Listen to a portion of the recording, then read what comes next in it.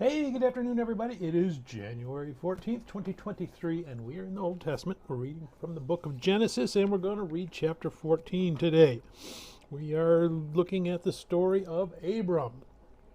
We just got to the point in the story where Abram and his nephew Lot were looking out over the plains from the mountains, and they decided, hey, you know what, we're really being blessed. We've got a lot of livestock, we got lots of people under us, probably more than we can keep in one camp. So Abram tells Lot, hey, you pick which way you want to go, and you can go that way.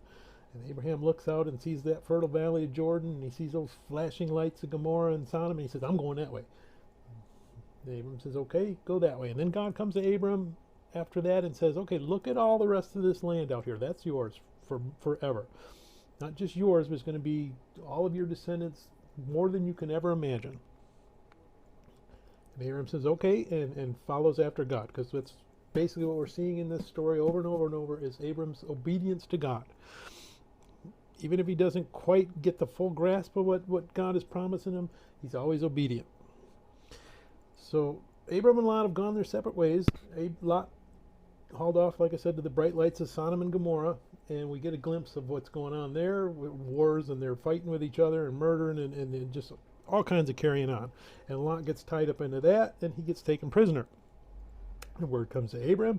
Abram gathers up some of his men, and he runs over, and he's absolute stunning victory, wipes them all out, gets Lot, and rescues him and brings him back.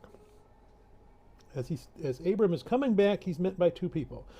First one he's met by is a guy named Melchizedek. We don't know a lot about him other than this few sentences that we get here in the Bible. But he's called the high priest of God.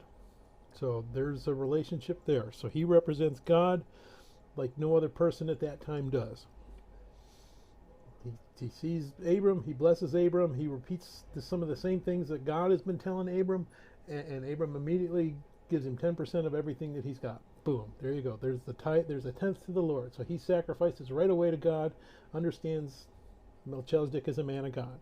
Second person that comes out is the king of Sodom, and he says, oh, hey, you know what, I don't want anything, you can keep it all. That's how grateful I am. And Sodom says, you know what, I don't want nothing of yours, okay?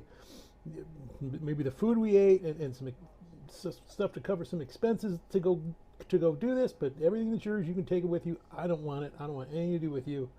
So we see his response. He welcomes God. He gives to God. That earthly Sodom, nothing to do with it. You know what? You take your stuff and just go away. Okay, so let's go ahead and we're going to read Genesis chapter 14.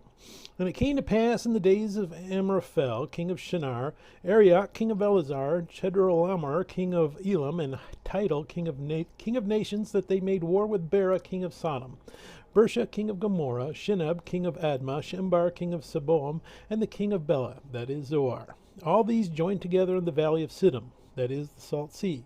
12 years they served Chedorlaomer, and in the 13th year they rebelled. In the 14th year, Chedorlaomer and the kings that were with him came and attacked the Rephaim in Ashtaroth, Karnaim, the Zuzim in Ham, the Emim in Shavah Kiriathim, and the Horites in their mountain of Seir, as far as El Paran, which is by the wilderness.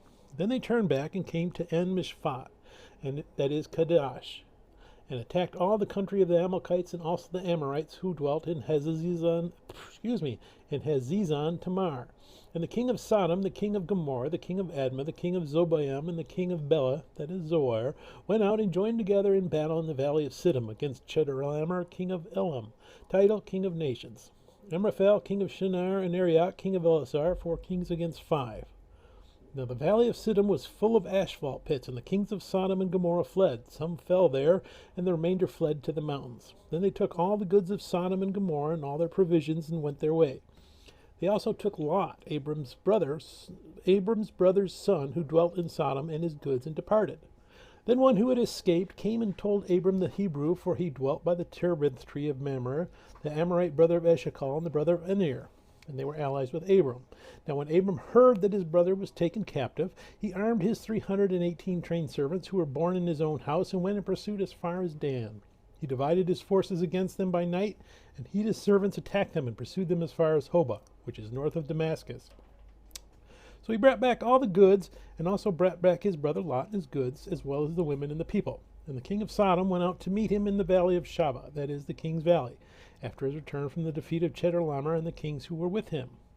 Then Melchizedek, king of Salem, brought out bread and wine. He was the priest of God Most High, and he blessed him and said, Blessed be Abram, of God Most High, possessor of heaven and earth. And blessed be God Most High, who has delivered your enemies into your hand.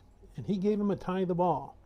Now the king of Sodom said to Abram, Give me the persons and take the goods for yourself. But Abram said to the king of Sodom, I have raised my hand to the Lord, God Most High, the possessor of heaven and earth, that I will take nothing from a thread to a sandal strap, and that I will not take anything that is yours, lest you should say, I have made Abram rich, except only what the young men have eaten, and the portion of the men who went with me. Aner, Eshcol, and Mamre, let them take their portion. May God bless the reading of his word. May God bless you. Bye.